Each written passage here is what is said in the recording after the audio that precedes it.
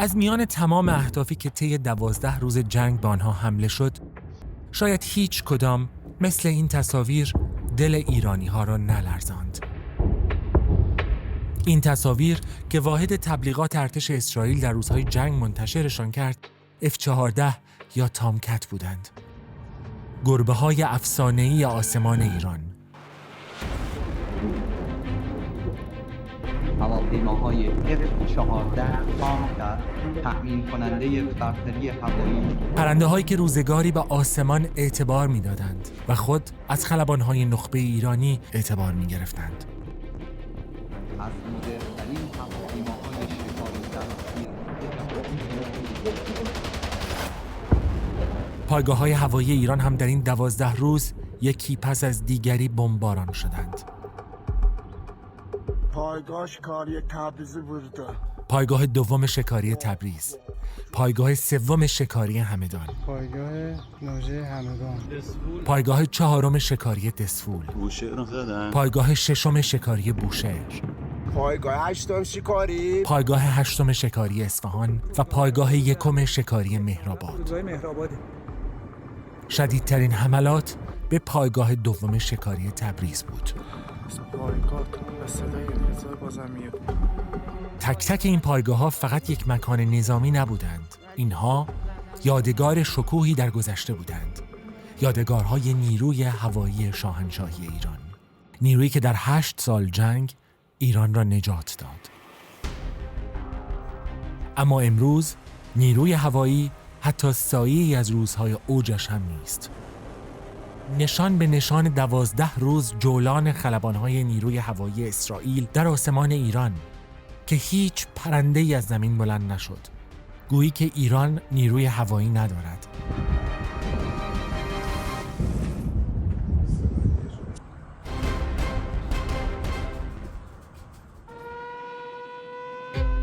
در دوران محمد رضا شاه پهلوی دوستی ایران آمریکا در سطحی بود که نیروی هوایی شاهنشاهی مستقیما با تولید کنندگان بزرگ تسلیحات آمریکا مذاکره می‌کرد. نتیجه ورود F-5، اولین پرنده مافوق صوت عملیاتی به نیروی هوایی ایران در دهه 40 خورشیدی.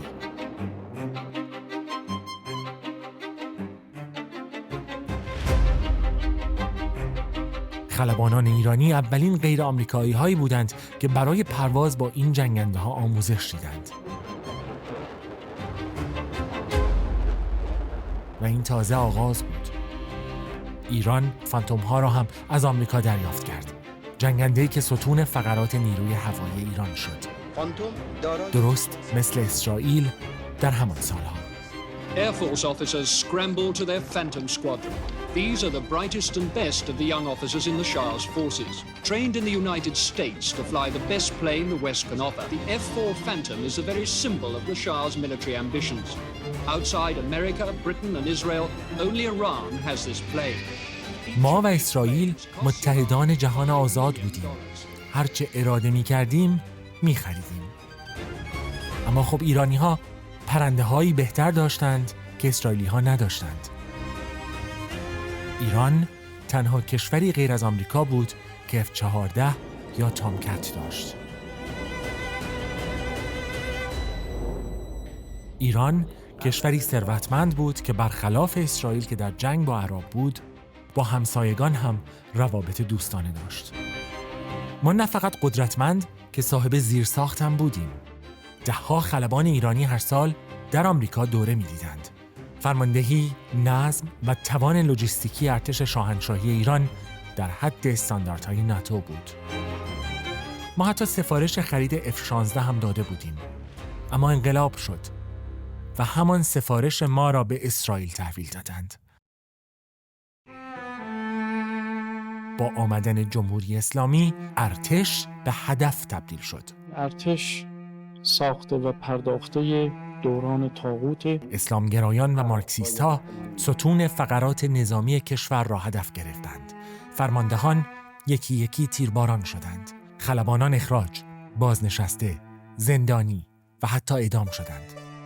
مهمتر از مسئله هواپیماهای فوق مدرنی است که نام میبرید و جنگنده های F-14 است.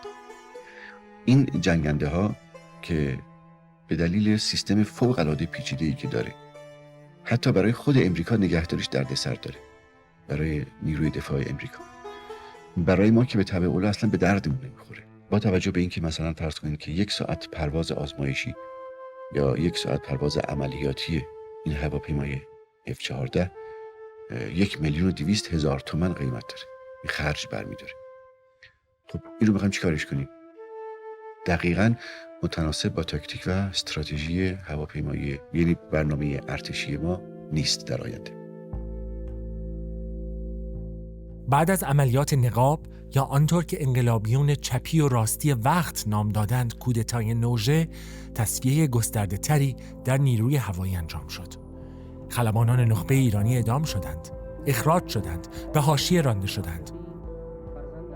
نیروی هوایی به معنای واقعی تحقیر شد.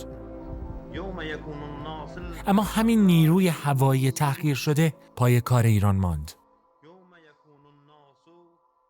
با آغاز جنگ ایران عراق، نیروی هوایی تنها با 30% توان عملیاتی پیش از انقلاب خودش وارد شد و با همان 30% تاریخ سازی کرد.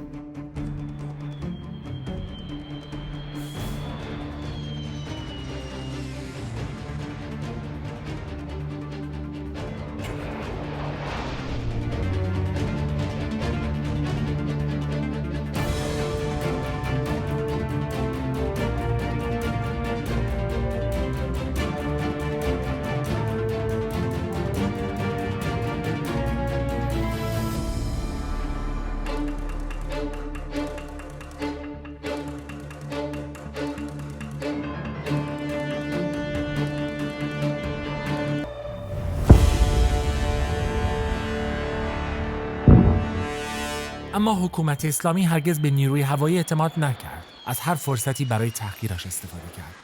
74 ماموریت جنگی خارج از ایران انجام دادن. این خلبان رکورددار پرواز جنگی با هواپیمای فانتوم بود. بیش از 3000 ساعت پرواز. نامش منوچهر محققی. 200 مأموریت ویژه جنگی انجام داد. 182 بار به مأموریت‌هایی در دل خاک عراق رفت که می‌دانست ممکن است هرگز باز نگردد. بعد صبح بلند می‌شدم، دوش آب سرد می‌گرفتم، زیر دوشم سرود ایران رو می‌خوندم. با این روحیه اولین پرواز که هنوز بچه‌ها خواب بودن، من صبحانه و عراقی رو دادم. عاشق ایران بود. در پایان جنگ اما زندانی شد، اخراج شد و به او جفا کردند. یا این خلبان، نابغه‌ای که عملیات آزادسازی خرمشهر را ممکن کرد. بارها فانتومش را تا قلب عراق برده بود. بارها برای ایران تا آستانه مرگ هم رفت.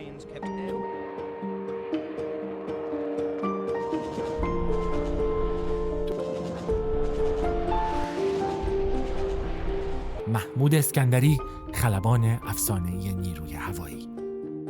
او را هم در پایان جنگ دستگیر، بازجویی و زندانی کردند و به خاطر میهن دوستی اخراج شد. یا خلبان بهرام ایکانی، از رکوردداران پرواز شناسایی با RF-4، بارها در طول جنگ با هواپیمای RF-4 به آسمان بغداد رفت، عکس برداری کرد و برگشت. اعدامش کردند.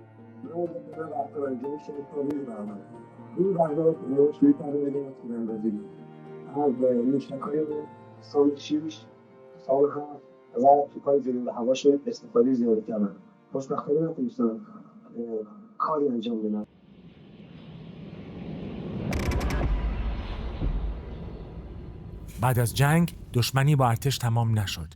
گویی که مأموریت رژیم اسلامی نابودی نیروی هوایی بود. بی‌نظمی، نگاه هیئتی، مدیریت بسیجی، تحریم و سوء ظن دائمی. پدافند سپاه حتی جنگنده‌های ارتش را در چندین مورد هدف گرفت. نیروی هوایی سپاه به موازات نیروی هوایی ارتش شکل گرفت. برای رقابت نه با دشمن بلکه با ارتش. این نگاه جمهوری اسلامی به نیروی هوایی بود. امروز فقط نامی مانده از آن شکوه. پرنده های 50 ساله، فرماندهی مطیع، پرسنل دلشکسته ولی همچنان میهن دوست. در این وضعیت اسرائیل با پیشرفته ترین ناوگان هوایی جهان به ایران حمله کرد. F-35، F-16، آواکس، سوخت رسان. نیروی هوایی ایران اگر هم میخواست شانسی برای مقابله نداشت. مقابله با نیروی هوایی اسرائیل یعنی خودکشی. شاید برای همین بود که یکی از خلبان‌های اسرائیلی گفته ایرانی‌ها تصمیم درستی گرفتند. پرنده‌ها را به شرق منتقل و از درگیری خودداری کردند. امروز نیروی هوایی ایران دیگر قدرت مقابله با ضعیف‌ترین کشورهای منطقه را هم ندارد و تا جمهوری اسلامی هست بازسازی آن هم ناممکن است. اما همای ایران بی نیروی هوایی نمی‌ماند. ایران بدون جمهوری اسلامی دوباره پرواز خواهد کرد با پرنده‌هایی از طراز نیروی هوایی شاهنشاهی که دوباره خلبانان ایرانی در آسمان اوج بگیرند و به نام ایران فریاد بزنند بلند آسمان جایگاه من است.